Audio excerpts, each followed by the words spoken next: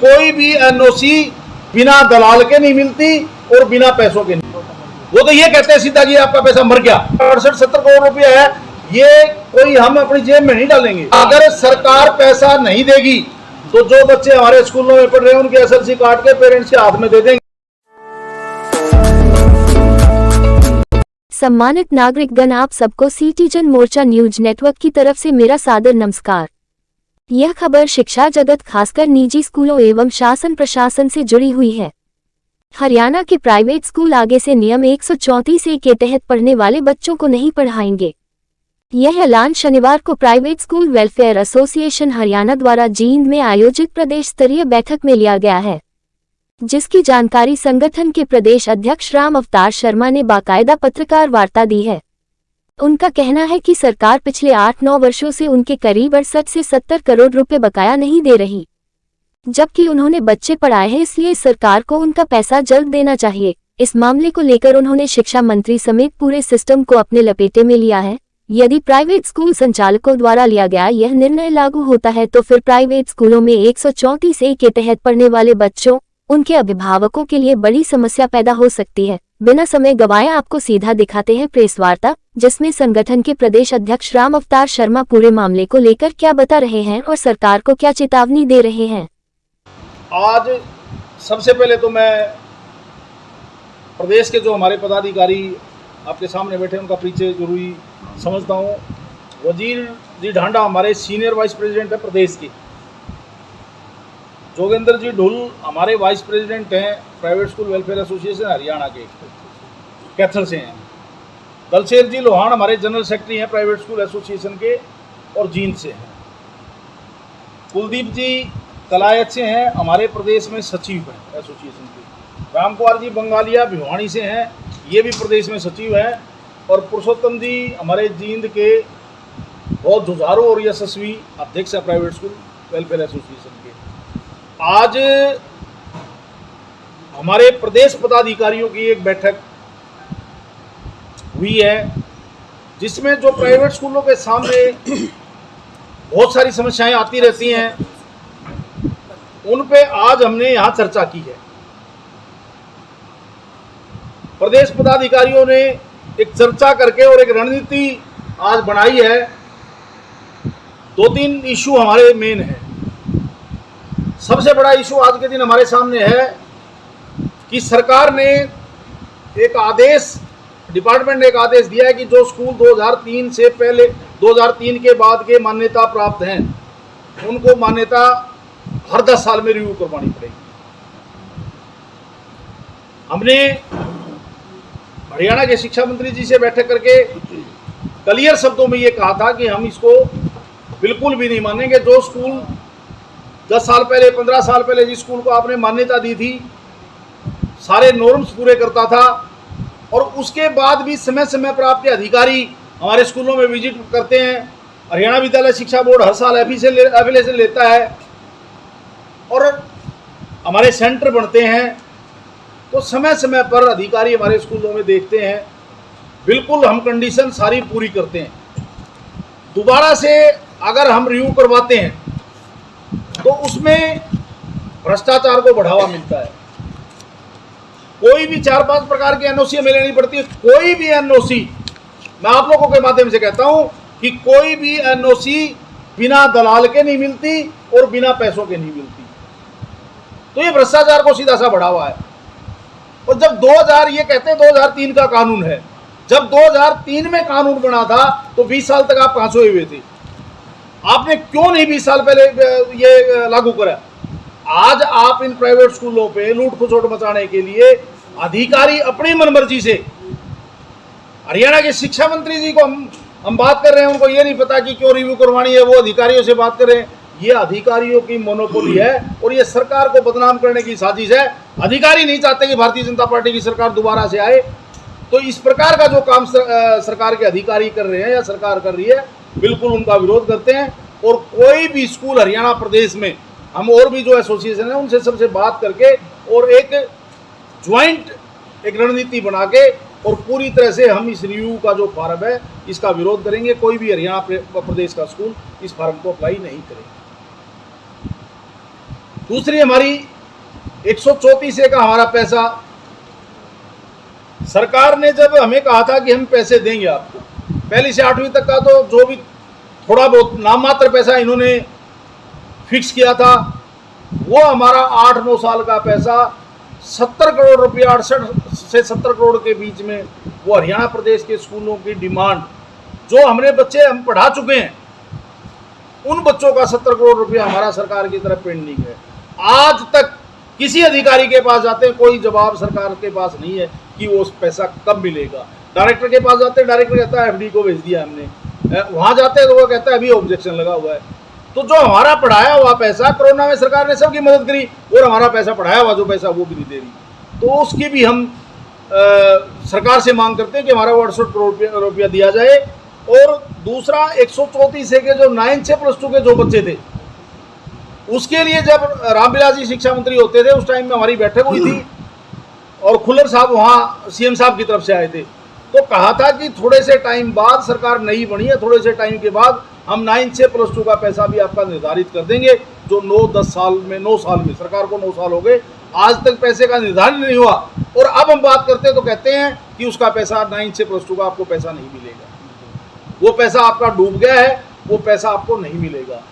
हमने कहा कि वो पैसा तो थोड़ा बहुत दे दो हमें, बाकी आगे के लिए हमने अधिकारियों को बिल्कुल क्लियर कह दिया है कि 134 खत्म हो चुका है और 9 से +2 में आप हमें पैसा नहीं दे रहे, हम उन बच्चों से, पेरेंट्स से हम फीस लेंगे।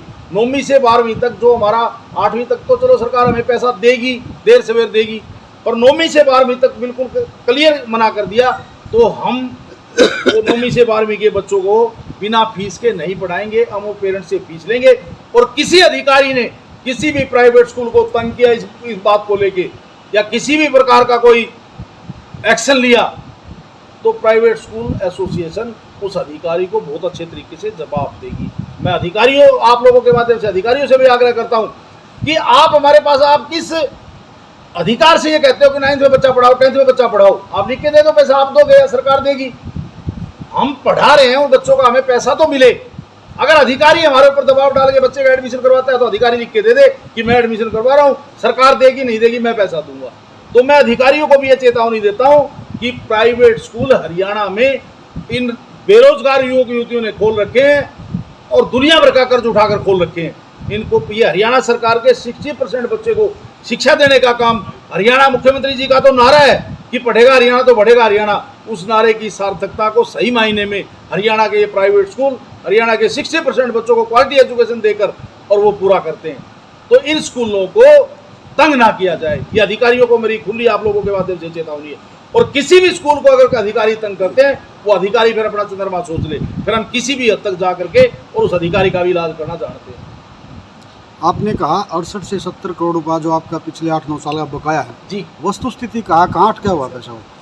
वो हमारा पहली से 8वीं तक का पैसा डायरेक्टर ने फाइल एफडी को भेज दी, फाइनेंस डिपार्टमेंट को भेज दी। फाइनेंस डिपार्टमेंट ये कह रहा है कि इस साल का पैसा हमने एडजस्ट कर दिया, अगले साल देखेंगे। हवा में बात है, ऐसे 8 साल से लगातार चल रहा है। 8 साल से कुछ थोड़ा सा पैसा तो आया था एक बार बीच में।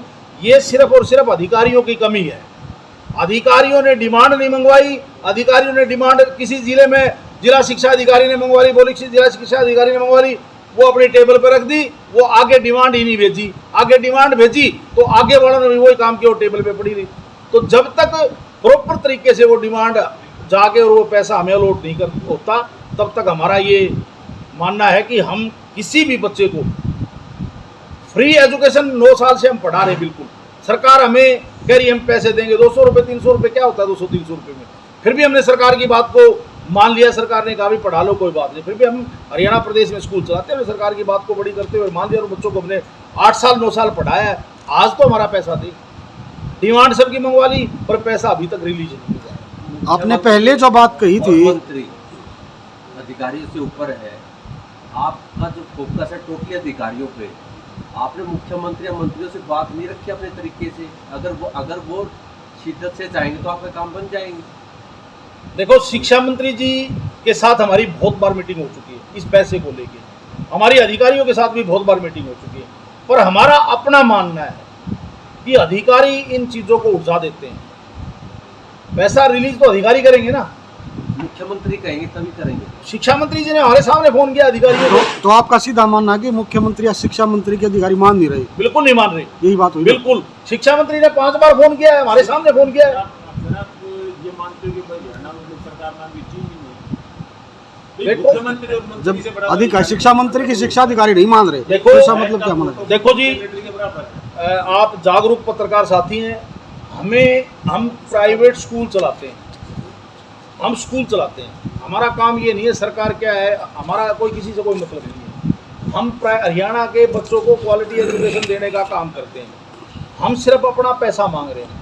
किसकी चल रही किसकी नहीं चल रही इन बातों से हमें कुछ लेना देना नहीं है। हमें सरकार हमारा पैसा दे दे, चाहे वो मुख्यमंत्री जी दिलवा दे, चाहे वो शिक्षा मंत्री। सरकार आप किसको मानते हैं? सरकार तो हरियाणा प्रदेश के मुख्यमंत्री और शिक्षा मंत्री को मानते हैं। उनकी वो मान नहीं रहे। उनकी चलती तो सरकार तो अधिकारी उनकी चल नहीं रही। सर इशारा ही काफी है, अगला पॉइंट इशारा ही काफी है। तो हो गया। मुख्यमंत्री एक अच्छे शासनकारी नहीं है क्या? देखो चला नहीं पा रहे। हमारे लिए तो अच्छा वो है, आपके लिए अच्छे हैं या नहीं है? हमारे लिए अच्छा वो है, चाहे कोई भी सरकार हो, हमारे पढ़ाए हुए 70 करोड़ रुपए हमारे रिलीज कर। जब तक वो नहीं देते तब तक तो बुरे होंगे। बिल्कुल 100% बुरे हैं। वो अपनी बात पे नहीं रहे। जब उन्होंने ये कहा था कि 9 साल पहले 8 साल पहले ये कहा था कि 9 से +2 का आपका पैसा देंगे, 9 साल बाद बच्चे पढ़वा के रात खड़े कर दिए कि वो पैसा नहीं मिलेगा। मर गया कौन? वो तो ये कहते हैं सीधा कि आपका पैसा मर गया। तो मानते मुख्यमंत्री नकारा है, सिस्टम को नहीं चला पा रहे। देखो जी, सिस्टम को कौन चला रहा है, क्या चला रहा है, ये आप लोगों को भी पता है, हमें भी पता है। हमारा फोकस ये है कि हमें हमारा पैसा मिले। प्रधान जी छोड़ो, कितनी एसोसिएशन आपकी प्रदेश में? हमारी 3-4 वर्किंग एसोसिएशन। तो उनसे सबसे बात होगी, मतलब सभी इकट्ठे आएंगे। बिल्कुल। इस मुद्दे को लेकर प्राइवेट स्कूलों के जो मुद्दे हैं, सामूहिक जो मुद्दे हैं, इंडिविजुअल किसी का है वो अलग चीज है। सामूहिक मुद्दों में हरियाणा की 2-3 जो वर्किंग एसोसिएशन है वो सभी एक साथ हैं। और एक अभी पिछले दिनों शिक्षा मंत्री जी से हमारी बात हुई है, उन्होंने ये कहा है कि आप इन सभी एसोसिएशनों को एक बार एक साथ ले आओ, मैं अधिकारियों को बैठा लेता हूँ, आपको बैठा लेता हूँ, जो भी आपकी समस्याएं हैं उनका समाधान करवाने का काम करेंगे। प्रधान जी आप लोगों ने पैसा लेना है, आप लोगों ने पैसे लेना है, आपने वाजिब पैसे लेना, आपने बच्चे पढ़ाए हैं, उनकी फीस सरकार ने देनी है जो निर्धारित है। तो अधिकारियों को और आपके बैठने के बीच में बात कहाँ से आ रही है? वो तो एक सीधा हिसाब है। वो बात यूँ आ रही है कि हम शिक्षा मंत्री जी से मिलते हैं, वो हमें आश्वासन दे देते हैं कि आपका पैसा मिल जाएगा। फोन कर देते हैं, वो फोन कर देते हैं, आश्वासन देते हैं। ठीक है जी, उनकी तरफ से काम हो गया। अधिकारियों के बैठने से ये हो जाएगा कि लायबिलिटीज हो जाएगी, जिम्मेवारी फिक्स हो जाएगी, ये पैसा कहाँ रुका हुआ है, किसने रोका है। क्या ऐसा नहीं है शर्मा जी, क्या ऐसा नहीं है? शिक्षा मंत्री या संबंधित अधिकारियों को ये काम करके मेरे को बता, ऐसा है सरकार में नहीं है? शासन आप स्कूल चलाते हो शर्मा जी। आप स्कूल चलाते हो, कैसे चलाते हो? ऐसे चलाते हो कि कोई मैं आया आपकी मैडम मान लो वो करे ना करे, ऐसे चलता है? ऐसा वैसा है। प्राइवेट स्कूल की जो मैनेजमेंट है उसकी एक सोच रहती है, खानापूर्ति नहीं करते हम हरियाणा के बच्चे को आगे बढ़ाने का काम करते हैं, क्वालिटी एजुकेशन देने का काम करते हैं। ठीक है। और सरकार करती है लीपापोती। मैं आपको एग्जांपल देता हूं, हमारे ऊपर तो सारे नियम थोप दिए। आप गवर्नमेंट स्कूलों में जाके देखो, शौचालय नहीं है, पानी की व्यवस्था नहीं है, टंकियों में काई जमी पड़ी है। अरे सरकार अगर सुधार रही है तो अपना सुधार करे ना। कोई भी चीज को सरकार वैसे हमें बंद नहीं कर सकती। शर्मा जी सवाल वो नहीं, सवाल ये आपका टीचर आपकी बात नहीं माने तो आप क्या करोगे? बात ये टीचर मान लो बात ये आपका टीचर है, ये कहते मेरी हत्या पी दी। शिक्षा मंत्री की अधिकारी मान नहीं रहे तो शिक्षा मंत्री को क्या करना चाहिए? पुरुषोत्तम जी को कह दिया, देखो जी, आपकी जिम्मेदारी खत्म नहीं हुई ना। देखो कई बार क्या होता है, अधिकारी शर्मा जी अधिकारी आपने सच को सच कहना पड़ेगा। देखो मैं बताता हूँ भाई साहब, कई बार अधिकारी अपना ईगो का प्रश्न बना लेते हैं कि मैं पढ़ा, ये हमारे पास क्यों नहीं आते, ये सीधे मंत्री से और मुख्यमंत्री से क्यों मिलते हैं।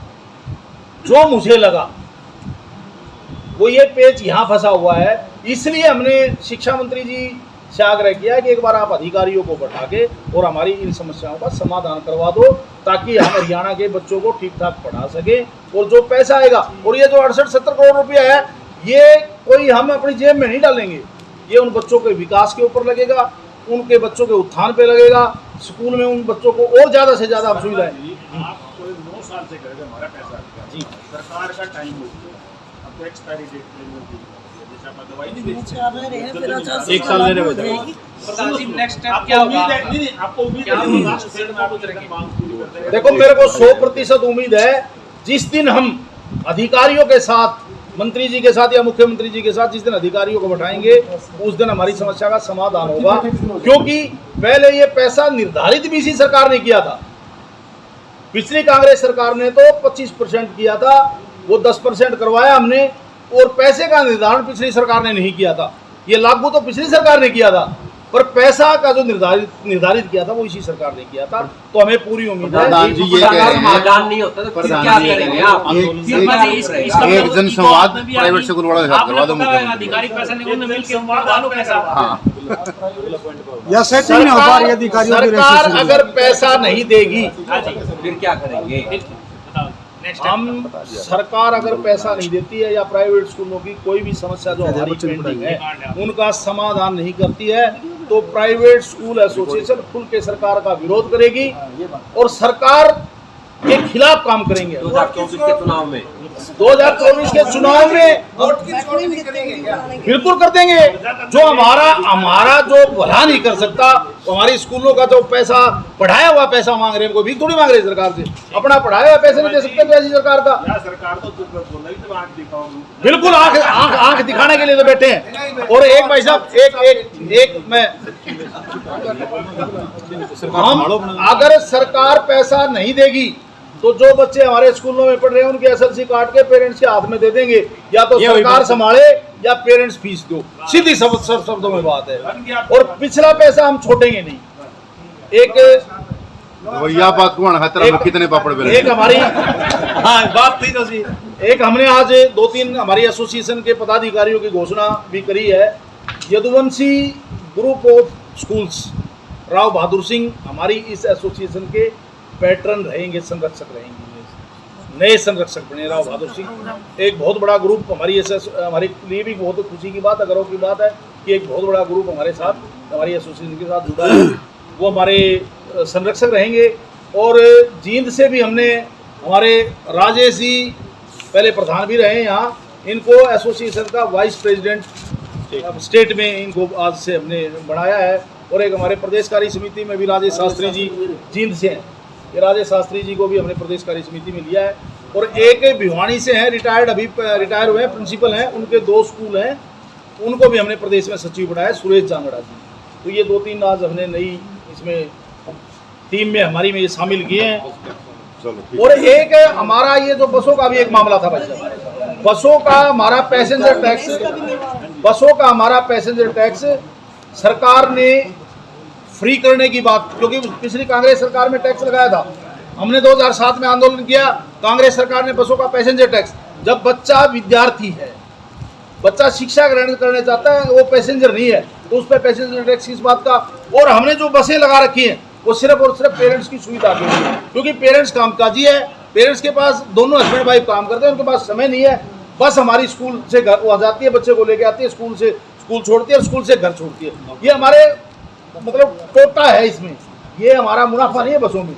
ये तो ट्रांसपोर्टेशन जो है वो टोटल हमारे घर से लगते हैं पैसे, उसमें उसका हमने टैक्स की बात करी थी, कांग्रेस सरकार ने हमारा माफ किया था, भारतीय जनता पार्टी की सरकार ने आते ही दोबारा लगा दिया। हमने शिक्षा मंत्री जी से मिले, परिवहन मंत्री से मिले, तो ये भी इन्होंने ये वर्बली तो इन्होंने हाँ भर ली कि आपका टैक्स पैसेंजर टैक्स माफ कर देंगे, पर अभी तक वो माफ नहीं किया है। उसकी भी आप लोगों के माध्यम से सरकार से आग्रह कर रहे हैं। और आप पैसा सारा गल बना दी है।